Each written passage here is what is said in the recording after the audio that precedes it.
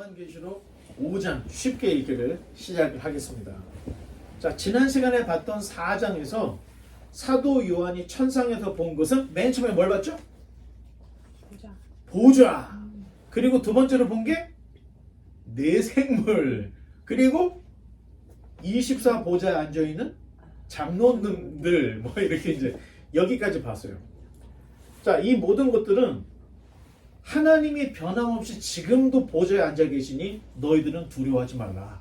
자, 이 얘기를 하고 있는 거예요. 왜냐하면 너무 그 환란이 혹독하다 보니까 성도들 생각에는 하나님이 부재하신가 보다, 하나님이 없나 보다, 이런 생각을 갖고 있었던 사람들이 있었던 거예요. 그래서 요한이 지금 천상에 올라가서 제일 먼저 본 게 보좌를 받고 이런 이야기들을 하면서 하나님은 보좌에 여전히 계시다, 두려워하지 말라. 자, 이런 이야기를 4장에서 했습니다.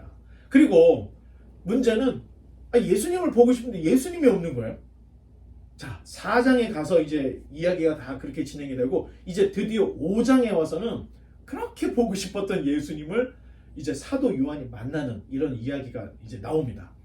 이제 5장 1절로 한번 읽어주시기 바랍니다.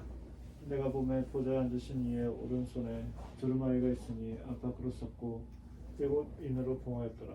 아멘. 천상에서 요한의 눈에 제일 먼저 들어온 것은 보좌였고, 자, 두 번째로 눈에 들어온 것은 보좌에 앉아 계신 이의 오른손에 무엇인가가 있는 거야. 그게 바로 일곱 인봉이 된 두루마리 책이 그 손에 있는 게 사도 요한 눈에 딱 보여졌다는 거야. 자, 이 두루마리의 특징은 안팎으로 써졌다는 거예요. 안팎으로. 그러니까 앞면 뒷면이 다 쓰여져 있다는 얘기죠. 그리고 돌돌돌돌 말아져 있는데 7개 인으로 팡팡팡팡 하고 봉인되어 있다는 거예요. 자, 안팎으로 썼다는 것은 다음 페이지 보면 더하거나 뺄 것이 없을 정도로 아주 상세하게 기록이 되었다.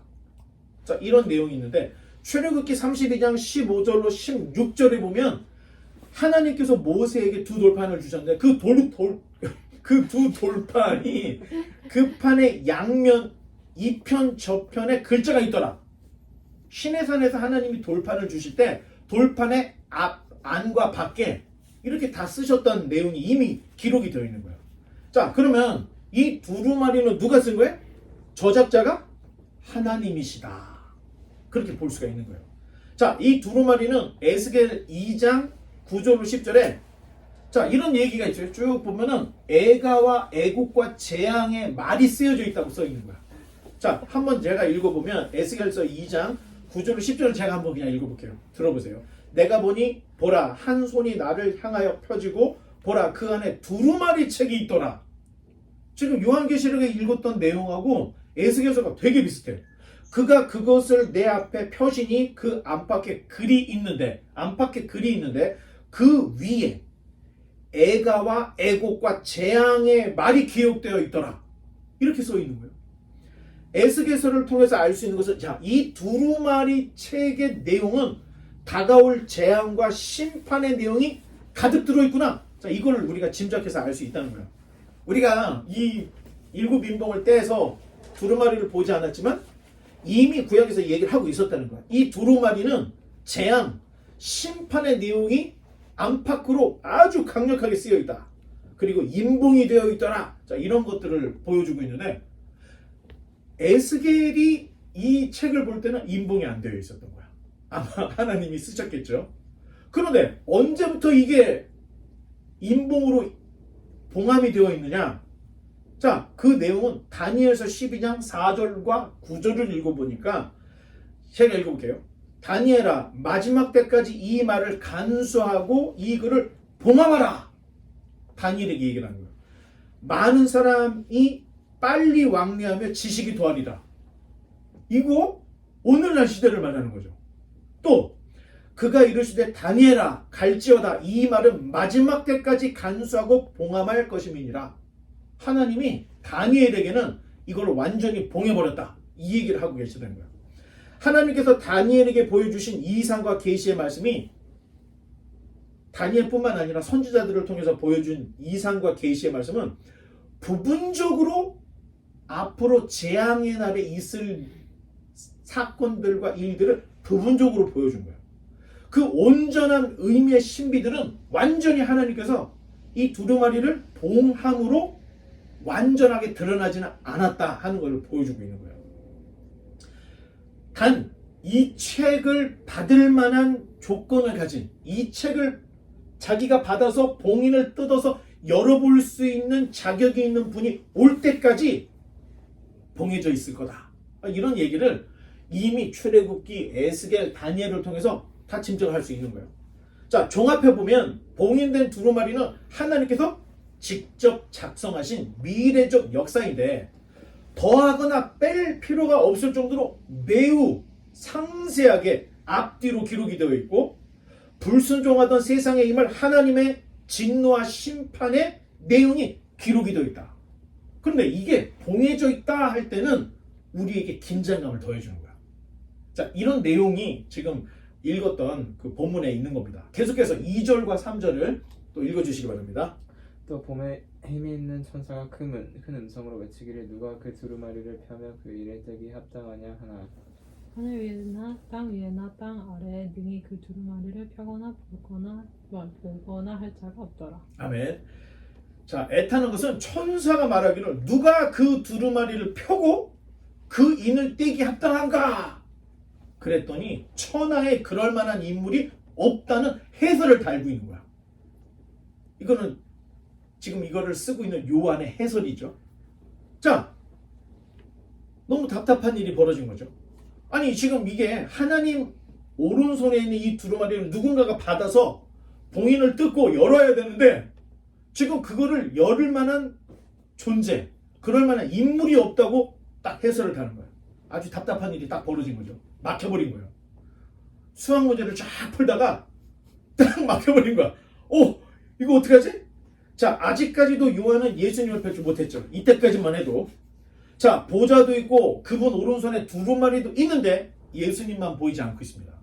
아마도 요한뿐만 아니라 이 계시록을 읽는 독자들은 답답해. 이 문제를 어떻게 풀지? 이 두루마리를 받을 만한 인물도 없는데 이거 어떻게 된 거야? 그런데 예수님은 어디 있지? 다 이런 지금 긴장감과 답답함과 막 어떤 그 최고조의 어떤 긴장감을 좀 더해주고 있는 거야. 지상에서 수많은 그리스도인들은 하루를 천년같이 보내고 있는 거야. 왜? 예수님을 믿는다 하면은 군병들이 와서 다 잡아가니까 정말로 하루가 천년 같은 날을 하루하루 살고 있는데 지금 답답한 문제가 지상에 뿐만 아니라 천상에서도 답답한 일이 벌어지고 있는 거예요. 자, 4절. 그 두루마리를 펴거나 보거나 하기에 합당한 자가 보이지 아니하기로 내가 크게 울었더니 요한이 폭발해버린 거야. 오, 하면서 폭발해버린 거야. 아니 나이 많은 이 노사가 아마 그때 당시에 나이가 90세가 넘었을 거예요. 그런데 이 나이 많은 노사도 한 사람이 짊어지기에는 짐이 너무 무거운 거야. 자, 땅에서는 교회들이 박해와 이단으로 그냥 다 쓰러져 가고 있는 거야. 자신에게 나팔소리로 말씀하셨던 그분은 보이지도 않고 하나님 오른손에 있는 이 두루마리가 있는데 이 두루마리를 열거나 펼 사람도 없고 그러니까 지금 요한이 완전히 자포자기게 된 거야. 그래서 이 문제는 도저히 풀릴 수가 없다. 펑펑 울어버리는 거야 그냥. 아마 이 편지를 읽는 독자들도 7교회의 성도들도 아이고 요한 선생님이 우는 그 모습에 자기들도 울지 않았을까? 한번 생각을 해볼 수가 있습니다. 왜? 편지들은 회람용이었기 때문에 가서 전해준 사람이 쫙 펴서 읽어주는 거야.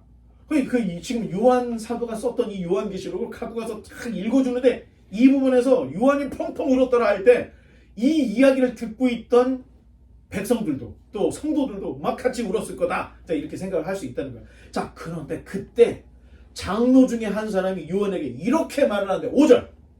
But one of the 24 elders said to me, Stop weeping. Look, the Lion of the tribe of Judah, the heir to David's throne, has won the victory. He is worthy to open the scroll and its 7 seals. 아멘. 감사합니다. 우니까 장로가 울지 말라는 거야. 자, 유다지파의 사자에 나오는 이 유다지파의 사자는 안겔로스, 천사, 에인젤, 또는 메신저, 사역자 이게 아니야. 여기 사자 그냥 사자야. 라이온이야 라이온. 유다 지파의 동물의 왕 사자. 자, 이스라엘 12지파의 뿌리는 자 야곱의 12아들에서 출발을 하죠. 그런데 창세기 49장 그 다음 페이지 보면은 창세기 49장에 보면 야곱이 죽기 전에 아들들을 다 불러놓고 예언적인 유언을 하게 돼요. 그런데 자 아까 여기 있죠 이 사자. 자 그런데 이 야곱이 넷째 아들이었던 유다에게 이런 예언하는데 우리 한번 천천히 같이 한번 읽어보겠습니다. 시작. 유다야 너는 네 형제의 찬송이 될지라 내 손이 내 원수의 목을 잡을 것이요 내 아버지의 아들들이 네 앞에 절하리로다. 유다는 사자 새끼로다. 내 아들아 너는 움킨 것을 찢고 올라갔도다. 그가 엎드리고 웅크림은 숫사자 같고 암사자 같으니 누가 그를 범할 수 있으랴. 규가 유다를 떠나지 아니하며 통치자의 지팡이가 그 발 사이에서 떠나지 아니하기를 실로가 오시기까지 이르리니 그에게 모든 백성이 복종하리로다. 유언이 굉장히 지금 유다를 높여주고 있는 거예요. 유다, 너는 미래에 왕과 같은 존재가 될 거고 사자와 같은 존재다. 이 얘기를 하고 있다는 거예요. 자, 이 예언의 유언이 유다 지파의 상징이 사자가 돼버린 거야. 그래서 저기 테너플라이 하이스쿨의 상징이 뭐였죠? 응? 타이거. 호랭이. 자, 저기 버긴 하이스쿨 같은 거긴 곰인 것 같더라고. 자, 이렇게 다 뭐 이런 게 있는데 유다 지파의 상징이 이 유언으로 인해서 사자가 돼버린 거예요. 자, 뜻은 유다라는 이름의 뜻은 찬송이라는 뜻이에요. 자, 놀라운 것은 다윗이 유다 지파였고 오늘날 유대인이라고 할 때 유대인이 유다 지파 사람들이라는 뜻인 거예요. 자, 현재 이스라엘에 다른 지파들이 남았습니까? 안 남았습니까? 베냐민 지파 뭐 하나도 안 남았어요. 그래서 이스라엘 사람들을 유대인이라고 하는데 자기의 그 혈통을 끝까지 지킨 게 유다 족속밖에 없는 거야. 유다 지파. 그래서 유다인들이라는 말이 유대인, 주이시가 돼버린 거야. 그러니까 이스라엘이 곧 주이시가 돼버린 거야. 유대인이. 아직 마지막 남은 지파들이라는 거. 다 없어졌는데 유다 지파만 안 남았어. 안 없어졌어. 잘 들어야 돼. 자, 이스라엘 왕국은 비록 베냐민 지파의 사울로 출발을 했죠. 초대 왕이 사울이었는데 사울이 베냐민 지파 사람이었어요. 그런데 결국 촛대가 유다 지파로 넘어갔던 거예요. 그래서 유다 지파의 다윗이 왕권을 이어받고 그로부터 약 500년 동안 다윗 가문이 왕조를 가지고 있었던 거예요. 그런데 우리 성경에는 없지만 구약과 신약 사이에 신구약 중간 시대가 있어요. 근데 그 중간 시대에 마카비의 하스모니아 집안이 왕권을 한번 가진 적이 있었어. 그러다가 예수님 시대에는 누가 왕이 있었죠? 헤롯. 헤롯이 어디 출신? 에돔. 불타는 뜻의 에돔 사람들이요. 그런데 이 마카비 일가, 그 하스모니안 이 왕조가 어떤 일을 했냐면, 야, 이대로는 지금 우리 이스라엘이 망하게 생겼으니까 돌아다니면서 약한 민족들을 잡아다가 강제로 할례를 다 시켜버린 거야. 그때 이 헤롯 집안이 강제로 할례를 당해서 유대인이 돼버린 거야. 그런데 묘하게 헤롯 가문이 이 로마의 왕족들과 친해진 거야. 그래서 이 로마의 시저가 자기가 왕이 됐을 때 헤롯을 특별하게 분봉왕으로 떼어준 거야. 유대 지역에 네가 왕 노릇해. 분봉왕. 유대 지역의 왕으로 그냥 삼아준 거야. 이게 참 놀라워. 그런데 다니엘서를 보면 예수님이 올 때 발가락으로 표시가 돼 있어. 그런데 철과 흙이 섞여져 있는 거야. 이게 무슨 의미지? 흙이 뭐냐? 여러분, 진흙이 빨간색이잖아. 빨간색과 철이 완전히 부합이 돼야 안 돼. 안 떨어져. 그래서 이상하게 예수님 시대의 로마 정부 때, 로마 시대에 아니 유대인들은 아주 독특해서 자기네 왕조도 가지고 있고 자기네가 믿는 여호와를 섬길 수 있는 특별한 대우를 받았던 거야. 그때 예수님이 오셨다. 자, 이런 것들을 보면 재미있는데, 자, 예수님이 탄생하실 때 무슨 일이 벌어져요? 동방으로부터 박사들이 유대인의 왕으로 나실 분의 별을 보고 예루살렘으로 왔던 거야. 그리고 그 사람들이 얘기하기를 유대인의 왕으로 나신 분이 어디냐 했더니 예루살렘 성이 소동했더라. 성경이 그렇게 복음서에 전해주고 있어요. 비록 유대 땅에는 이놈 저놈들이 돌아가면서 네가 한번 하고 내가 한번 왕하고 이렇게 오합지졸이 되어 있었지만 동방으로부터 온 박사들 굉장히 객관적인 거야. 그 시대에 진흙탕에서 굴러먹던 그런 사람들이 아니라 동방으로부터 박사들이 객관적인 사실을 들고 왔는데 그게 뭐야? 왕이 귀환했지 않냐? 왕의 귀환을 선포를 했다는 거예요. 자, 성경을 그냥 이렇게 역사와 연결을 해서 보면 반지의 장에 있는 왕의 귀환이 반지의 장에 있는 게 아니라 이미 여기서 선포가 된 거야. 동방의 박사들이 객관적으로 와서 유대인의 왕으로 나신 분이 어디 있느냐? 이 얘기는 왕이 곧 귀환할 거라는 걸 선포했다는 거예요. 자, 결국 왕의 귀환으로 구약의 모든 예언이 다 성취가 되는 거야. 그런데 천상에서 요한의 눈에 아직도 예수님이 안 보이고 있는 거야. 지금 답답한 거죠. 처음에 나팔소리 같이 큰 음성으로 많은 물소리로 들렸던 빛날 모습의 예수님은 찾아볼 수가 없는 거예요. 자, 그런데 6절로 이제 넘어가 보겠습니다. 자, 6절을 또 읽어주시기 바랍니다. 내가 또 보니 보좌와 네 생물과 장로들 사이에 한 어린 양이 서 있는데 일찍이 죽임을 당한 것 같더라. 그에게 7뿔과 7눈이 있으니 이 눈들은 온 땅에 보내심을 받은 하나님의 7영이더라. 아멘. 감사합니다. 자, 천상에서 요한은 또 한 번 충격에 휩싸이는 거야.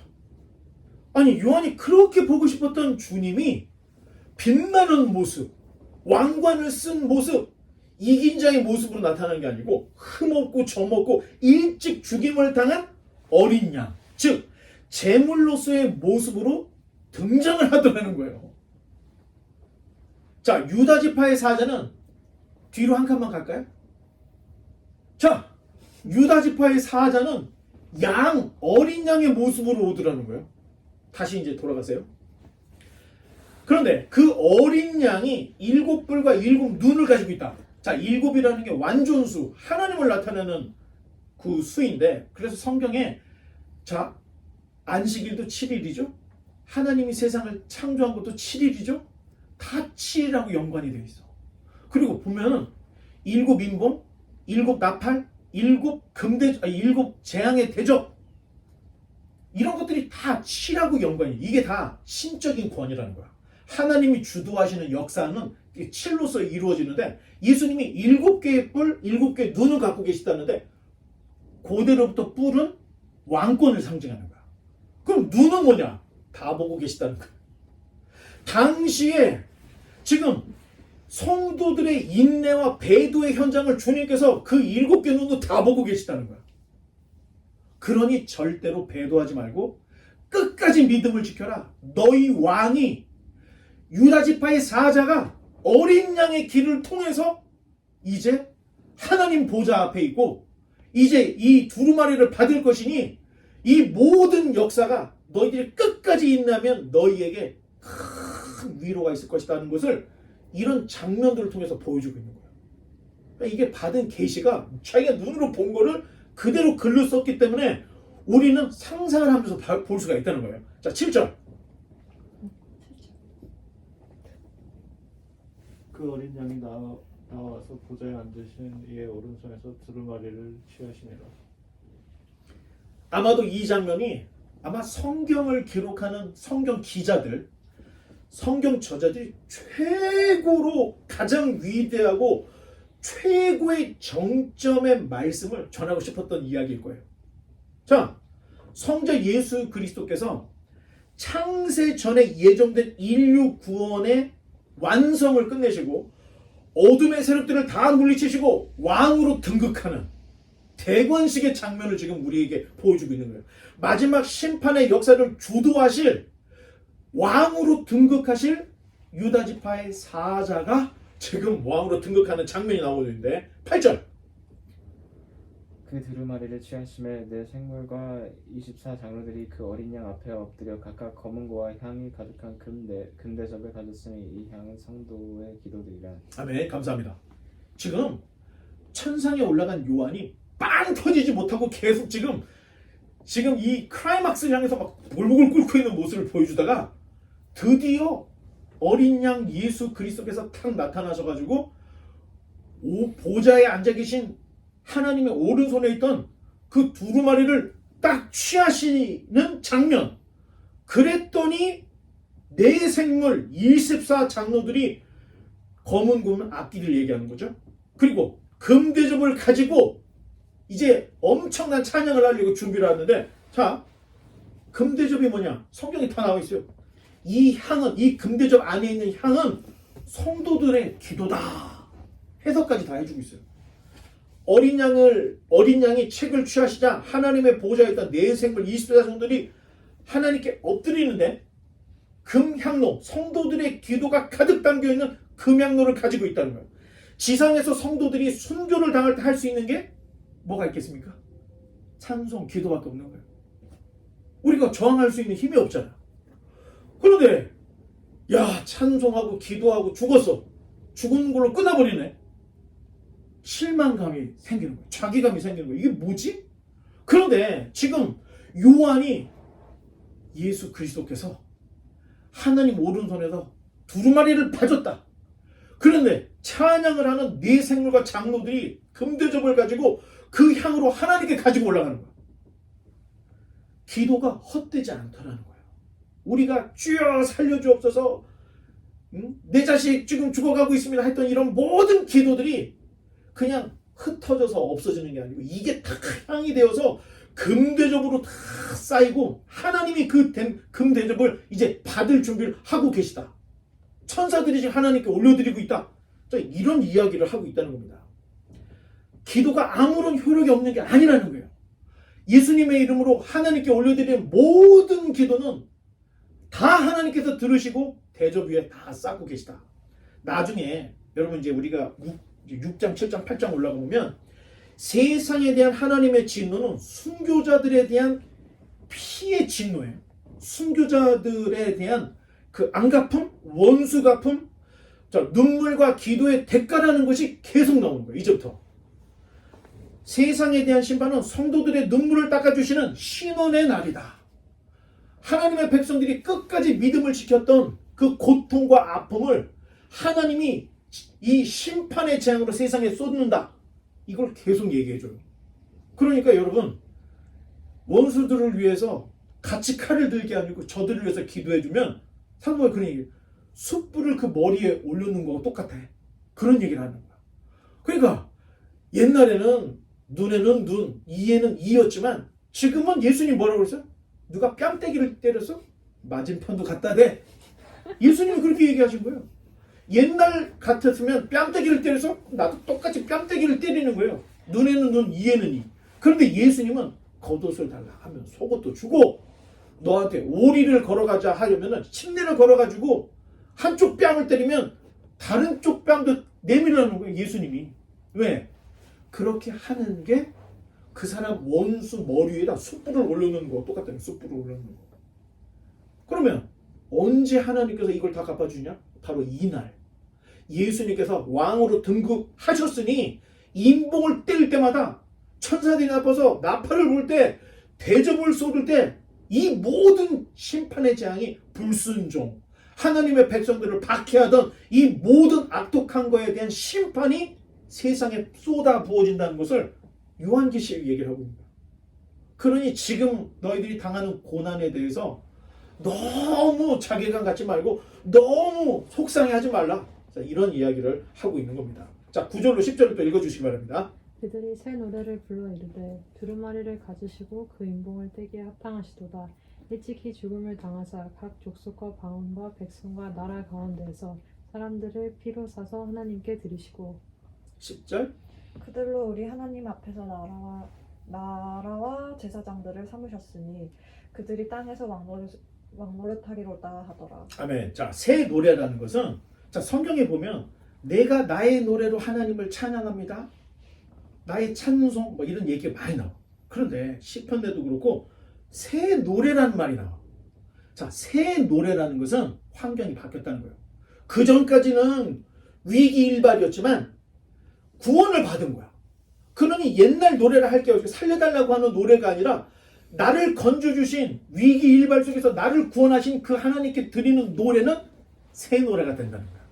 그래서 성경에서 말하는 새 노래는 거의 대부분이 구원의 새 노래다. 이런 의미가 있어요. 그래서 이스라엘 백성이 홍해를 딱 건넜죠. 그때 미리암과 함께 이스라엘 여성들이 막 불렀던 노래가 새 노래였던 거예요.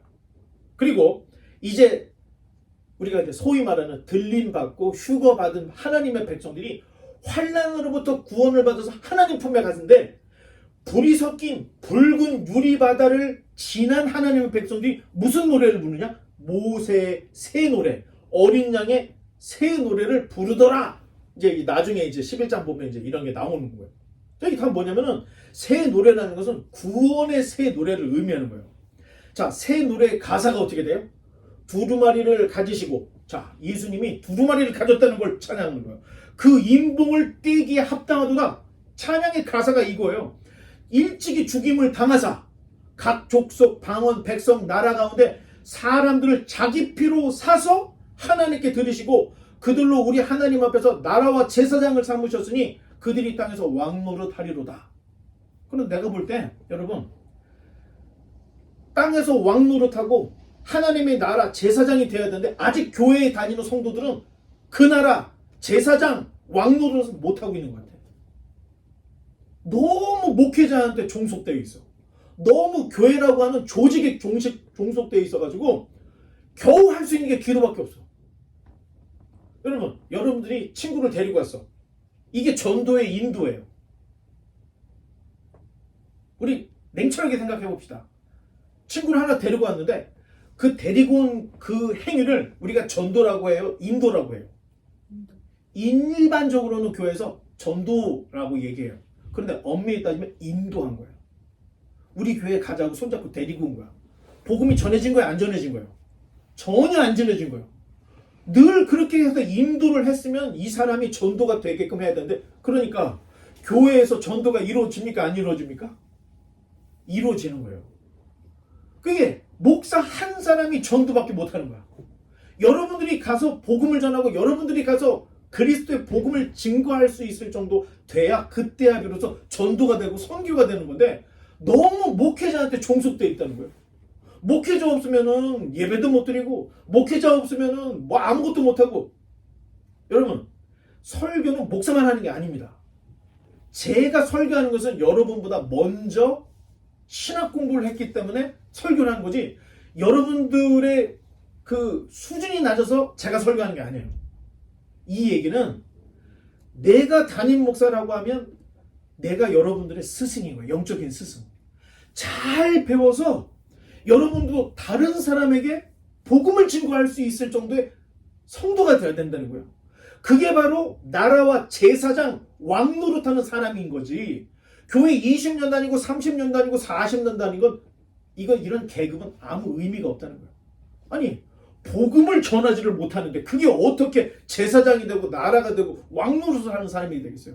그냥 교회나 왔다 갔다 하고 교회라고 하는 이 조직대에 종속돼서 그냥 교회 문화생활밖에 안 된다는 거예요.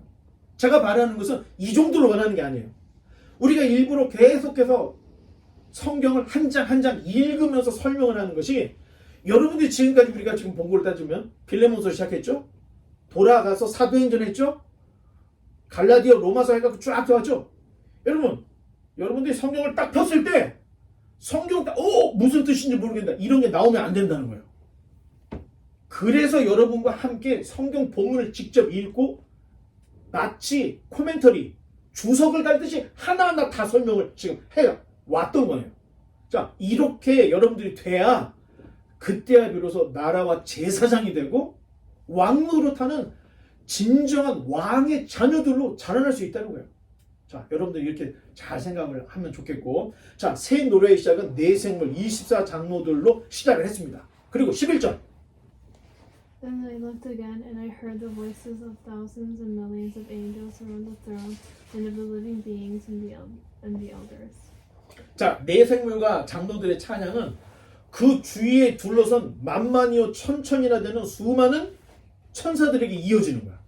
자, 찬송이 네 생물과 장로들만 와 하고 끝나는 게 아니고 그 장로와 네 생물과 장로들이 찬양을 쫙 하니까 그 뒤에 서프트라이트가 이제 딱 켜지는 거야. 딱 켜졌더니 24 보좌만 있는 게 아니었던 거야. 그 뒤에 어마어마한, 자, 성경 표현으로 하면 만만이요 천천이요.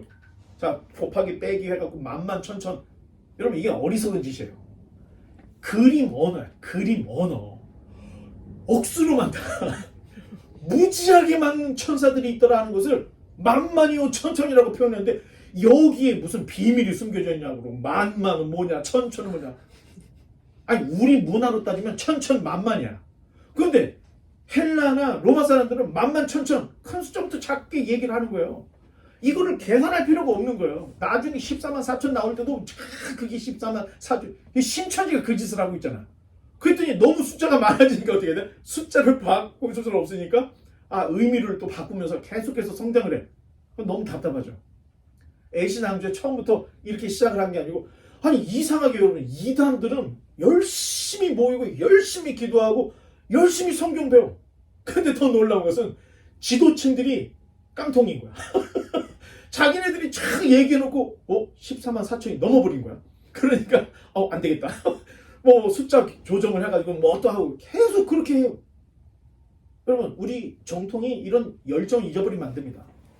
아니, 정통이라고 하는데 이단보다 열정이 없어. 이러면 안 되죠. 자, 지금 여기에서 나오는 그 만만이요 천천은 엄청나게 많은 천사들이 네 생물과 장로들의 찬양을 이어서 계속 찬양하더라. 그 찬양의 내용이 12절에 있습니다. 또 읽어주시기 바랍니다. 장정혜 선생님. 12절. 음성으로 이르되 주임을 당하신 어린 양은 능력과 부와 지혜와 힘과 존귀와 영광과 은총을 받으시기에 합당하도다 하더라. 아멘. 수많은 천사들의 찬양의 내용은 능력과 부와 지혜와 힘과 존귀와 영광과 찬송을 받으시기에 합당하신 유다지파의 사자, 일찍 죽임을 당하신 어린 양, 그분에게 집중이 되기 때문입니다. 계속해서 13, 14절. 내가 또 들으니 하늘 위에와 땅 위에와 땅 아래와 바다 위에와 또 그 가운데 모든 피조물이 이르되 보좌에 앉으신 이와 어린 양에게 찬송과 존귀와 영광과 권능을 세세토록 돌릴지어다 하니. 14절은 다 같이 읽겠습니다. 시작. 네. 내 생물이 이르되 아멘 하고 장로들은 엎드려 경배하더라. 자, 이 지금 장면이 좀 장면을 한번 생각을 해야 되는데, 보좌에 앉아 계신 하나님의 오른손에 두루마리가 있어. 아무도 가질 수도 없고 열 수도 없어. 그때 24 장로 네 생물 사이에 어떤 쬐끄만 양 한 마리가 나오고 있는 건데, 장로가 소개하기로는 유다지파의 사자라고 얘기를 했어. 그런데 유다지파의 사자는 없고 어디서 틈새에서 어린 양 한 마리가 이렇게 오는 거야. 근데 그 어린 양이 뒤뚱뒤뚱 오더니 보좌에 계신 하나님의 오른손에 있던 두루마리를 탁 잡아. 그랬더니 24 장로 네 생물들이 쫙 찬양을 하더니 그 찬양이 끝날 쯤에 갑자기 스포트라이트가 빡 펴지더니 엄청난 천군 천사들이 거기서 또 찬양을 하는데, 처음에는 어린 양에게 집중되던 찬양이 이제는 점점 보좌에 앉아 계신 이와 어린 양, 하나님께 영광과 존귀와 찬양을 올려드리는 내용이 나오는데, 하늘 위에와 땅 위에와 땅 아래와 바다 위. 자, 이 말도 그림 언어예요. 결국에 뭐냐면 이생과 내세 전체의 만물을 얘기하는데, 세상과 영계의 모든 만물이 보좌에 앉으시니와 어린 양께 찬송과 존귀와 영광과 권능을 세세토록 돌리는데, 자, 찬양이 처음에는 네 생물 24장로 엄청 많은 천군 천사였죠. 근데 지금 어떻게 돼? 세상과 영적인 모든 세상에 모든 만물들이 찬양을 하더라는 거예요. 이걸 지금 요한이 자기가 본 거를 글로써 지금 표현을 하고 있다는 거예요. 아마 이 영화를 본다면 엄청난 대작일 거야. 그냥 뻥 으아 하면서 그냥 엄청난 걸 지금 요한이 본 거예요. 그거를 지금 글로 쓰니까 이게 지금 음악도 하나도 안 나오고 아무것도 안 나오지. 그런데 이게 오늘날 우리로 생각을 해보면 뭐냐면 대관식인 거야. 대관식. 어린 양이 이제 왕권, 앞으로 세상을 주도할 심판의 역사를 어린 양이 잡았다는 거예요. 자, 그러니 고난받고 있던 성도들이 얼마나 큰 위로를 받았겠어요. 예수님을 믿는다는 이유로 다 잡아 죽이고 가족이 해체되고 내 비즈니스가 다 날아가고 지금 그냥 와장창 무너지고 있는 판인데 어린 양이 지금 하늘에서 보호자 우편에 계신 등극을 했으니 이제 앞으로의 심판은 어린 양 주도하는 어린 양 손 안에 있다. 그러니 나 한 목숨 예수님을 위해서 죽는 거 아무것도 아니다. 이런 생각을 했겠습니까? 안 했겠습니까? 이게 엄청난 위로였다는 거예요. 그때 당시 성도들에게, 고난받는 성도들에게 제일 큰 것은 아프냐? 어떡하냐? 내가 약 발라줄게. 이건 위로가 하나도 안 되는 거예요. 근데 이 당시 최고의 위로는 마라나타. 아멘 주 예수여 오시옵소서. 이게 최고의 위로였다는 거예요. 주님이 이제 다시 오신다. 이제 말씀에 결론을 맺겠습니다. 장차 될 일은 어린 양의 등극과 함께 시작이 된다는 거예요. 자, 아직 앞으로 될 일이 안 나왔죠. 지금 천상의 4장, 5장이 다 천상에 일어나는 현상만 지금 요한이 본 걸 기록을 한 거예요. 6장부터는 어린 양이 인봉을 뗄 때마다 세상에 재앙이 내리는 이런 이야기들이 이제 펼쳐질 텐데 요한계시록이 어렵다 할 때는 6장부터입니다. 여기까지는 누구나 다 할 수 있는 일이에요. 그런데 6장부터가 어려운 거예요. 그때부터 이제 더 집중해야 되죠. 자, 7인이 떼어지는 그런데 7인이 떼어지자마자 무슨 일이 벌어져요? 나팔을 든 천사들이 7이 탁 나타나. 빵빵빵빵 너 나팔 불다가 마지막 7번째 천사가 나팔을 빵 불 때 무슨 일이 벌어나? 예수님이 그때 오신다는 거예요. 그러면서 7 대접을 가지고 있는 천사들이 또 나타나서 대접을 하나씩 지구에 쏟아. 그래서 우리가 세대주의자들 이걸 꼭 이렇게 세대별로 나눠갖고 7년 대환란이다 이렇게 말을 붙이는데 그게 7년이 될지 70년이 될지 700년이 될지 아무도 모르는 거예요. 그냥 우리가 부르기 좋게 7년 대환란이라고 그러는데 세 가지 인봉 그리고 나팔 대접 세 개 이 재앙이 이제 닥치는 이야기라는데 지구가 완전히 박살이 납니다, 여러분. 지구가 박살이 나.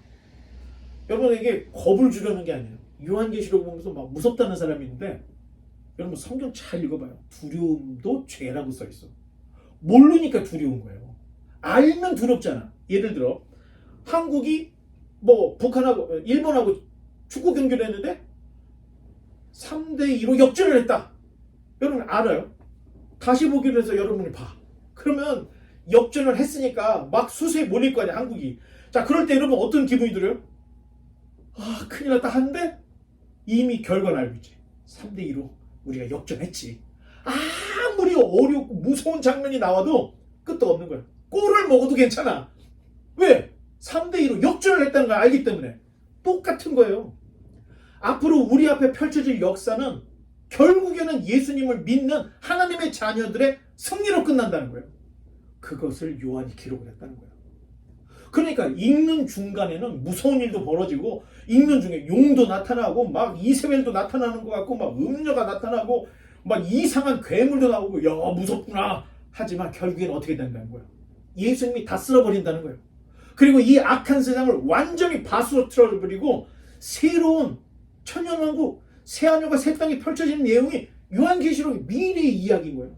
자 그러면 앞으로 진행될 예수님이 언제쯤 오실 것인지 세상에 어떤 일이 벌어질 것인지를 성경을 통해서 알고 있으면 이 세상에 살아갈 때 두려움이 많겠습니까? 기쁨이 많겠습니까? 여러분이 결과를 안다면 결과를 명확하게 한다면 이 세상에서 당하는 모든 어려움은 두려운 게 아니라는 거예요. 자 얼마 전에 우리 전 세계를 강타했던 코로나 팬데믹 시대 여러분 얼마나 무서웠습니까? 수백 명, 수백 명이 죽었잖아요. 그런데 참 놀라운 것은 아니 그런 일만 벌어지면 종말론자들은 야 주님 오실 때 다 된다 보다. 자 아직까지 백신을 안 맞은 사람들이 있어요 주변에. 왜? 백신을 맞으면 영혼을 파는 거다. 그래서 백신을 맞으면 안 된다. 끝까지 버티는 사람 지금도 있어요. 하지만 주님 오실 때 아직도 멀었다는 겁니다 여러분. 자 요한계시록이 앞으로 있을 미래에 대한 이야기를 기록했다라고 여러분들이 믿는다면 문자적으로 지구에 운석이 떨어져요 여러분. 근데 참 재밌게 2029년에도 지금 운석이 떨어졌다고 난리 났죠. 그런 얘기 안 들어봤어요? 주기적으로 운석이 떨어졌어요. 공룡시대가 다 부서진 것도 운석이 떨어져서 생겼다는 과학자들 얘기 있죠. 근데 지금 그 운석이 지금 우리가 살고 있는 요 몇천 년 동안은 안 일어났던 거야. 부분적으로는 조금 있었어요. 그런데 2029년에 크게 나온대요. 다 모르겠습니다. 하지만 성경에 나와 있는 요한계시록에 나와 있는 문자적인 이야기는 지구에 운석이 막 떨어져갖고 지구가 완전히 다 파괴되는 거야. 그리고 지구 인구의 3분의 1이 죽는 일이 2번이나 있다는 거야. 엄청 지구가 너덜너덜해지는 거야. 그때 마지막 7번째 나팔이 불려지고 예수님이 재림해요. 성경에 써 있어요. 이런 것들을 알면 여러분 2차 세계대전 날 때 얼마나 많은 사람이 예수님 온다고 했어요. 밀레니엄 2000년 될 때 컴퓨터가 숫자 계산을 잘못해가지고 세상에 종말이 온다. 계속 그런 얘기가 있었죠. 자 양치기 선을 생각하면 돼요. 아니 사탄이 자꾸 우리들 하여금 잘된 정보를 주는 게 아니라 이상한 정보를 계속 흘려주니까 우리로 하여금 이제 무감각해지는 거야. 예수님은 오겠지 뭐. 이렇게 무감각하게 만들어버리는 거예요. 근데 성경은 분명히 써 있습니다. 예수님의 올 때 징조. 자, 그래서 예수님이 뭐라고 했어요? 내가 올 때 죽음이 있는 곳에는 뭐가 있어? 독수리가 있는 것처럼, 시체가 있는 곳에 독수리가 있는 것처럼 내가 올 때 징조가 있을 것이라고 했는데 요한계시록에 그 징조가 그대로. 자, 복음서 또 사도들이 쓴 편지는 굉장히 부분적으로 종말에 대한 이야기가 있어요. 요한계시록은 굉장히 종합적이라는 거예요. 그러니까 구약 성경으로부터 신약 성경 모든 성경에 종말에 대한 이야기가 요한계시록에 다 종합되어 있다는 거예요. 그러니까 성경을 해석하고 볼 때에는 부합이 되는가? 구약 성경에 부합이 되는가? 신약에 부합이 되는가?